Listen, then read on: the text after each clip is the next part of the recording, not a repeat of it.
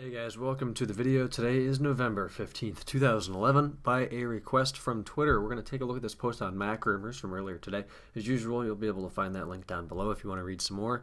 This is about smartphone distribution. In today's ever-changing world, I think it's pretty relevant to look at what's going on with smartphones and what OSs. And this is a really great table here from third quarter 2010 in comparison to third quarter 2011 in terms of market share and percentage and the number of units sold.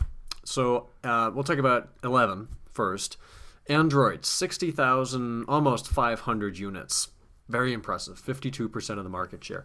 Due to the number of devices that run Android, I think we're going to be able to see Android OS ahead of pretty much anything. Just like Windows is ahead of anything. It's most definitely not the best, at least in maybe my very altered opinion, biased opinion rather, but it's going to be up there, as we could expect. Symbian looks like it's number 2 with just about 20,000 units, about 17% of the market. iOS in a very winning third place here with 1,700 or 17,300 or so units sold, which is about 15%, so that's pretty good. Keep in mind this is only the iPhone 3GS, 4, and 4S, since we're talking about the third quarter of 2011 here.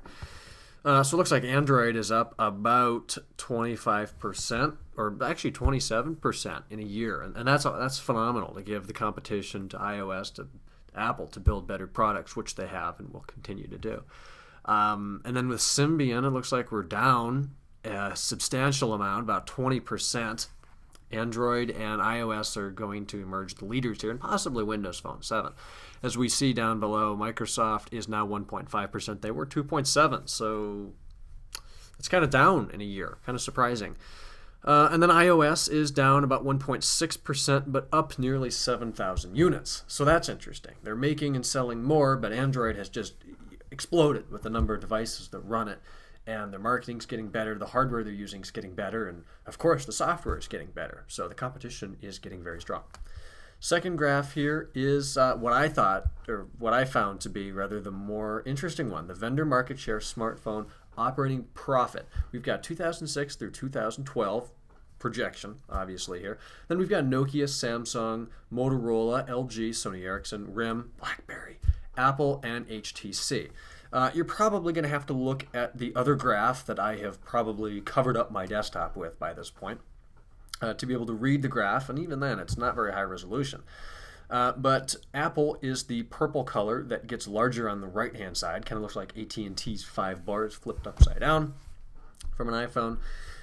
So we can see that Apple's profit is steadily gaining every year since the iPhone 1G launch in 2007. HTC looks like they kind of topped out in 11. They're projected to shrink a tiny bit in 2012.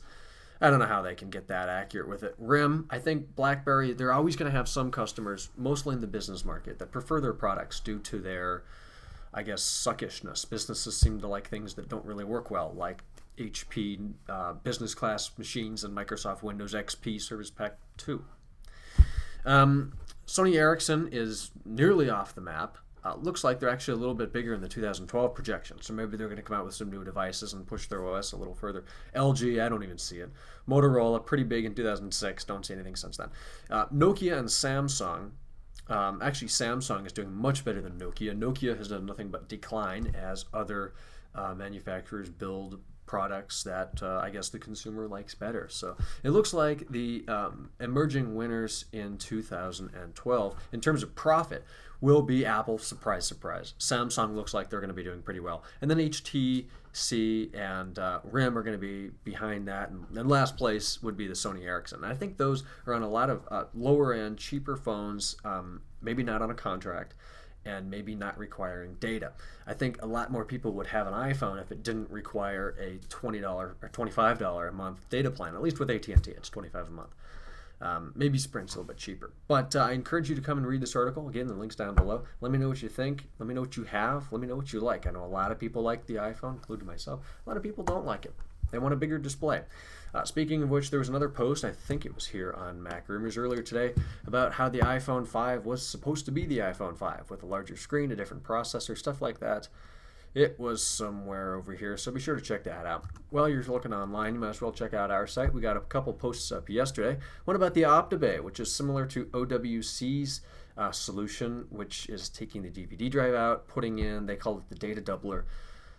This is another version. Didn't look into the price.